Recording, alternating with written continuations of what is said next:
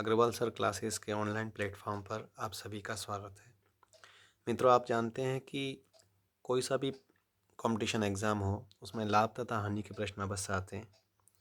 हम इसको डिटेल में और शॉर्टकट में दोनों तरीके से समझने का प्रयास करेंगे। पहले हम बहुत सरल से जीरो से स्टार्ट करके बहुत ही ऊपर के स्तर तक जाएंगे कि किस प्रकार के प्रश्न परीक्षाओं में आते हैं और हमें उनसे किस प्रकार से उनसे सॉल्व करना है। सबसे पहले देखें कि लाभ और हानि का कॉन्सेप्ट क्या है। तो एक हमारा होता है क्रय मूल्य, आप सभी जानते हैं, और दूसरा होता है विक्रय मूल्य। क्रय मूल्य यानी जिसमें हम कोई चीज़ खरीदते हैं, विक्रय मूल्य यानी हम जिस पर कोई चीज़ बेचते हैं। मान लीजिए हमारा क्रय मूल्य है 100 रुपये और विक्रय मूल्य है 150 रुपये, तो हम सीधे सीधे कह देते हैं कि हमारा जो लाभ है वो हो गया 50 रुपये, क्योंकि विक्रय मूल्य में से हम क्रय मूल्य घटाएंगे तो 150 में से 100 घटाने पे 50 रुपये आ गया। इसी प्रकार हानि भी आप निकाल सकते हैं जब क्रय मूल्य अधिक हो और विक्रय मूल्य कम हो। ये तो बहुत सिंपल सी बात हुई। अब बात आती है लाभ प्रतिशत या हानि प्रतिशत की। तो जब भी लाभ प्रतिशत निकालना हो तो आपको लाभ को ऊपर रखना है, क्रय मूल्य को नीचे रखना है बटे में, और गुणित 100 कर देना है। जैसे इस प्रश्न में देखें हम, तो हमें लाभ 50 रुपये का हो रहा था, क्रय मूल्य 100 रुपये था, गुणित 100 करेंगे तो हमको 50% लाभ इस प्रश्न में हो गया है। लेकिन इस प्रकार के प्रश्न बहुत कम देखने में आते हैं कि आपको क्रय मूल्य दिया हो, विक्रय मूल्य दिया हो और लाभ प्रतिशत या हानि प्रतिशत निकालना हो। प्रश्न कैसे आते हैं, इसका एक स्वरूप देखते हैं। चलिए प्रश्न देखते हैं कि यदि 4 वस्तुओं का क्रय मूल्य 3 वस्तुओं के विक्रय मूल्य के बराबर हो तो लाभ अथवा हानि प्रतिशत ज्ञात करो। इस प्रकार के प्रश्नों में हम देखते हैं कि ना तो हमें क्रय मूल्य की राशि दी है और ना ही हमें विक्रय मूल्य की राशि दी हुई है। और जब हमें यही पता नहीं है कि क्रय मूल्य कितना है और विक्रय मूल्य कितना है, तो हम लाभ या हानि प्रतिशत कैसे ज्ञात करें।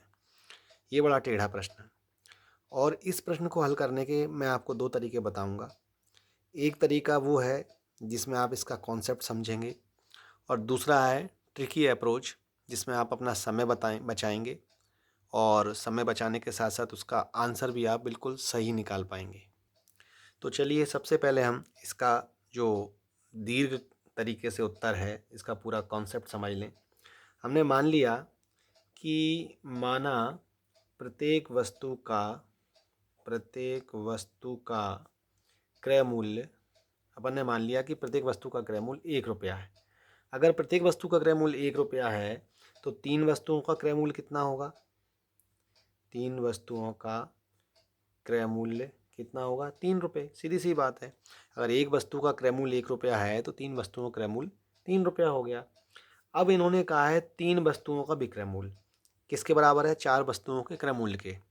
तो 3 वस्तुओं का विक्रय मूल्य ये आपका बराबर है 4 वस्तुओं के विक्रय मूल्य के, और 4 वस्तुओं का विक्रय मूल्य किसके बराबर है? 3 वस्तुओं के विक्रय मूल्य के।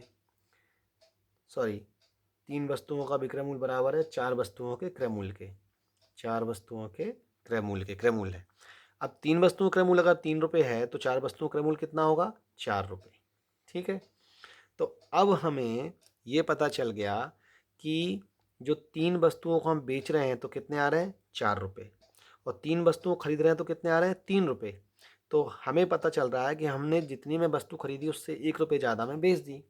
तो लाभ हमारा कितना हो गया? 1 रुपया। लाभ हो गया हमारा 1 रुपया। और लाभ प्रतिशत हम इसी कॉन्सेप्ट से निकालेंगे तो क्या आएगा? लाभ प्रतिशत बराबर होता है लाभ बटे क्रय मूल्य, और क्रय मूल्य कितना था? 3 वस्तुओं को निकाल रहे हैं हम, गुणित 100। और जब 100/3 को आप हल करेंगे, 100/3 को आप हल करेंगे तो कितना आएगा? 33 सही 1/3%। ठीक है। इतना अगर आप करेंगे तो सवाल तो हो जाएगा, आंसर भी आ जाएगा, लेकिन इसमें जो समय लगा है वो हमारे पास नहीं है। तो फिर हम क्या करें? तो हमें क्या करना है, इसका जो लाभ या हानि प्रतिशत जो भी आप निकालेंगे, अभी मैं बताऊंगा आपको कि कब हम समझेंगे कि इसमें लाभ प्रतिशत होगा और कब हमें समझ में आएगा कि इसमें हानि प्रतिशत होगा। निकलना एक ही तरीके से है। सबसे पहला काम ये है कि आपको बटे के नीचे यानी कि हर में नीचे आपको लिखना है। नीचे आप किसको संख्या लिखेंगे, ये हमेशा ध्यान रखना, विक्रय मूल्य वाली संख्या को। यहाँ विक्रय मूल्य वाली संख्या कितनी है 3। आपको वस्तुओं की जो संख्या है, 3 वस्तु है ना, उनका विक्रय मूल्य, तो वस्तुओं की संख्या विक्रय मूल्य वाली वो नीचे रखना है और क्रय मूल्य में से विक्रय मूल्य को घटाना है, यानी 4 में से 3 को घटाएंगे इंटू 100, गुणा कर देंगे 100 का, तो वही आ गया 1/3 गुणित 100। लेकिन ये कम समय में और सही आंसर आ जाएगा 33 सही 1/3%। 100 में भाग लगाएंगे आप 3 से, जिनको भाग नहीं लगाना आता मैं एक बता देता हूँ। 3 से भाग लगाएंगे, 3 3 9, 1 बचेगा 10 हो गए। 3 से फिर भाग लगाएंगे 9 बार, ये 9 आएगा, 1 बचेगा, तो 33 सही 1/3% ये हमारा हो जाएगा। अब ये कैसे समझ में आएगा कि लाभ प्रतिशत है या हानि प्रतिशत, निकालना इसी तरीके से है, पर लाभ या हानि का कॉन्सेप्ट कैसे समझ में आएगा, तो जब विक्रय मूल्य की वस्तुओं की संख्या कम हो और क्रय मूल्य की वस्तुओं की संख्या ज़्यादा हो, तब आप समझिएगा कि लाभ प्रतिशत होना है। इसको आपको समझने की आवश्यकता है कि जब लाभ प्रतिशत कब होगा, जब विक्रय मूल्य की संख्या कम हो और क्रय मूल्य की संख्या बड़ी हो, और हानि कब होगी, जब विक्रय मूल्य की संख्या बड़ी होगी और क्रय मूल्य की छोटी होगी। यहाँ पर हम देख रहे हैं कि क्रय मूल्य की संख्या बड़ी है, क्रय मूल्य की संख्या बड़ी है तो लाभ प्रतिशत हुआ। अगर ये उल्टा होता, ये इसमें क्रय मूल्य की संख्या छोटी होती और विक्रय मूल्य की संख्या बड़ी होती, तो हमको हानि प्रतिशत होता। कॉन्सेप्ट इसका ये रहेगा, और निकालने का तरीका वही है, नीचे विक्रय मूल्य आएगा, क्रय मूल्य में से विक्रय मूल्य माइनस करेंगे और गुणित 100 करेंगे। ठीक है, यहाँ जो ऊपर है ये, यहाँ पे हानि प्रतिशत के सवाल में क्या होगा, चलिए एक प्रश्न ऐसा देख लेते। अब यदि आपको सवाल मिले कि 7 वस्तुओं का विक्रय मूल्य 6 वस्तुओं के क्रय मूल्य के बराबर है, तो लाभ या हानि प्रतिशत ज्ञात कीजिए। तो हम देखते हैं विक्रय मूल्य की संख्या ज़्यादा है, विक्रय मूल्य की संख्या ज़्यादा है और क्रय मूल्य की संख्या कम है। तो हमने देखा विक्रय मूल्य की संख्या ज़्यादा हो, क्रय मूल्य की संख्या छोटी हो और विक्रय मूल्य की बड़ी हो, तो क्या होता है हानि प्रतिशत। तो हमको ये तो समझ में आ गया यहाँ हानि प्रतिशत होना है, पर हानि प्रतिशत को निकालेंगे कैसे, उसका तरीका क्या होगा, तो मैंने अभी आपको बताया कि नीचे क्या आना है, नीचे क्या आना है, यस, तो नीचे तो विक्रय मूल्य की आना है। तो 7 वस्तुओं का विक्रय मूल्य है, तो विक्रय मूल्य की संख्या कितनी है 7, तो 7 लिख देंगे। अब ऊपर क्या करेंगे, तो हमें बड़ी संख्या में से छोटी संख्या घटानी है हमेशा।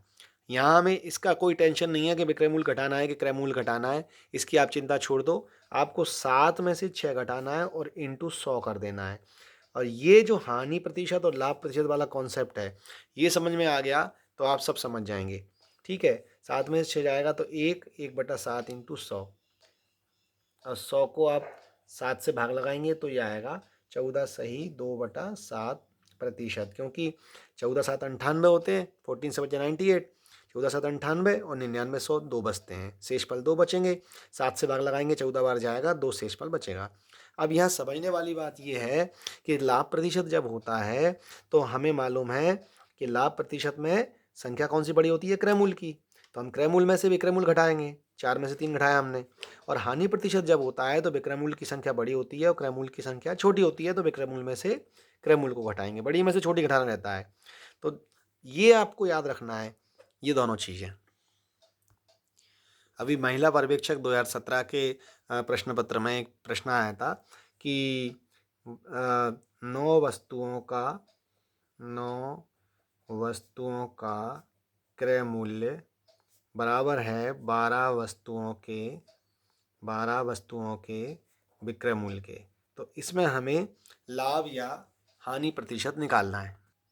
तो जैसे कि मैंने अभी आपको बताया कि विक्रय मूल्य की संख्या बड़ी हो तो हानि होगी, तो हम क्या करेंगे, हानि प्रतिशत बराबर क्या हो जाएगा 12 माइनस 9, और बटे में क्या रखने को बोला मैंने, नीचे रखना है आपको हमेशा विक्रय मूल्य, तो 12 गुणित 100 क्या हो जाएगा, 12 में से 9 जाएंगे 3, 3/12 गुणित 100, इसको आप काटेंगे, 3 से 4 बार कट जाएगा, 3 के 12 और 4 से 100 में भाग लगाएंगे तो 25, यानी कि 25% हानि हमें होगी।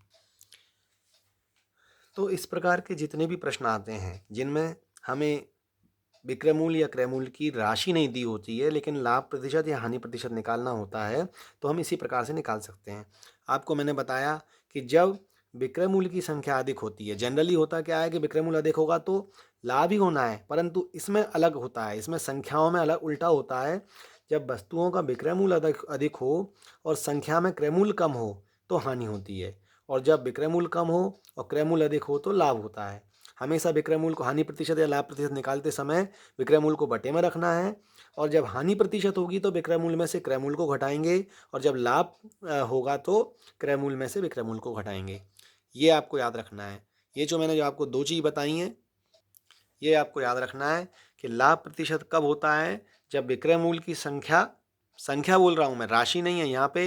विक्रय मूल्य का कोई दाम नहीं दिया आपको, कोई अमाउंट नहीं दिया। विक्रय मूल्य की संख्या, वस्तुओं की संख्या, वो नींबू हो सकता है, वो वस्तु हो सकती है, वो आम हो सकते हैं, कुछ भी हो सकता है।